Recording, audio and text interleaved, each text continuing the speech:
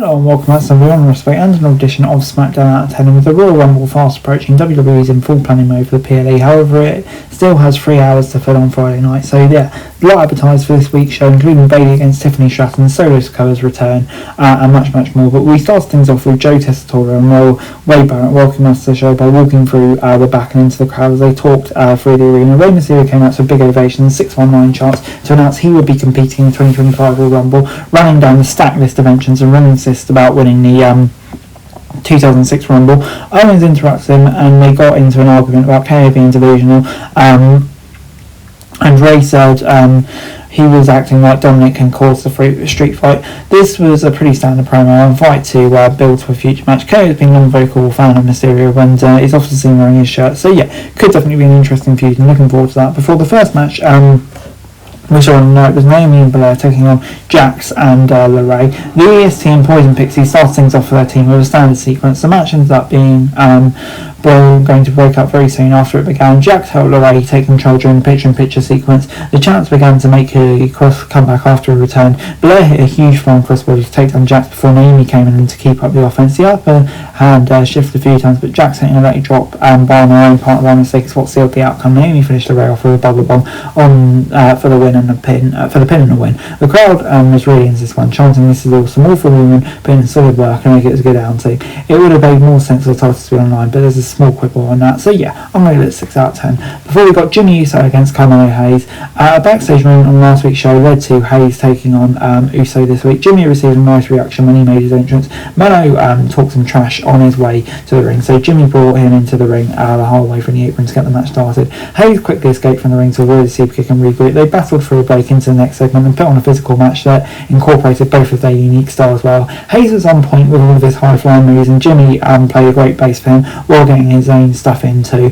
Unfortunately, like many matches involving anyone from any of the bloodline, the match ended in DQ. Fatu and Tonga attacked Jimmy well, and the ref just watched on helplessly. The match was good, but ended with feeling cheap and repetitive. Hayes was taken down by Fatu when he tried to form the lights. WWE has made the bloodline story last longer than anyone would have expected, but it kind of feels like it's running thin at times like these. But I'm going to give it a 7 out of 10. I thought it was decent up until the DQ, but yeah, just questionable where we go from here really. Before we got Los Garzos taking on Motor City Machine Gun.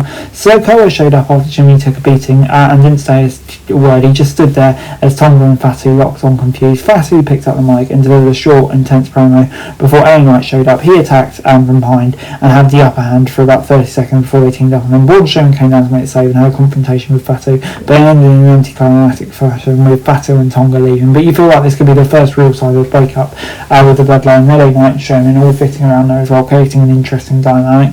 Before we did get that take match, Santos Escobar opted to remain backstage. Shelley and Angel had a nice exchange to get the action going, but Angel continued to control the pace after tagging in. Both teams look really good in this match. Tag team wrestling is exciting. They showed why. Quick pace, stiff strikes, and the team-based spots were executed with precision. In fact, this is one of the best tag bouts Los Garzas have been in for quite some time. Pretty Deadly showed up and tried to help Los Garzas, but they were unsuccessful. Shelley and Sabin scored the win to end a really fun match that everyone should take time to go and see. So yeah, I'll give it 6 out of 10. I thought this was pretty good stuff.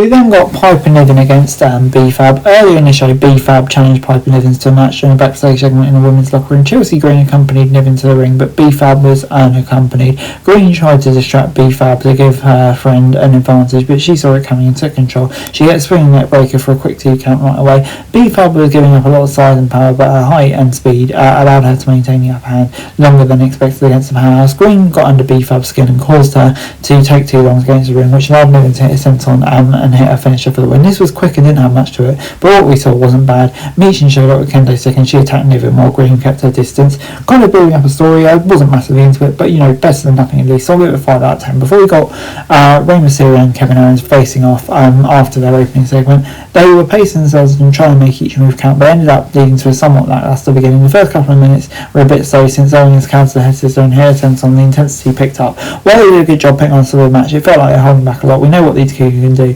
especially against opponents of their caliber, so it was a little surprising. It's good, just not as good as maybe it could have been. Owens knocked into the rest into the ropes to make Ray lose his balance, which allowed KO to hit the pop-up powerbomb for the pin and win. It looked like KO was going to show Ray some respect, but he attacked him instead. Rhodes ran down and began brawling with the prize fighter until officials broke up the fight. But yeah, I'm going to 7 out of 10. This was good stuff. Before we got Tiffany Stratton taking on Bayley in this week's main event, the match got started with exactly 20 minutes left so in the show, so a decent time to work with. The former world champ backed Tiffy to the corner and made a clean break, so the champ returned the favour and she came out on top. They were getting pretty physical right away, and a choke up to the first break with Bayley knocking Stratton to the floor. Tiffy regained the upper hand and slowed the pace down a bit after a return from the break. She was doing her best to focus on Bayley's left arm and most of her offense. This was a strong performance from both competitors, but most importantly it helped solidify Stratton as champion by making her look good against one of the WWE's most decorated women's champions. Roxanne Perez was in the crowd and had a stare down at Bayley at one point, but she didn't interfere. Stratton scored the win with her prettiest moonsault ever to cap off the show.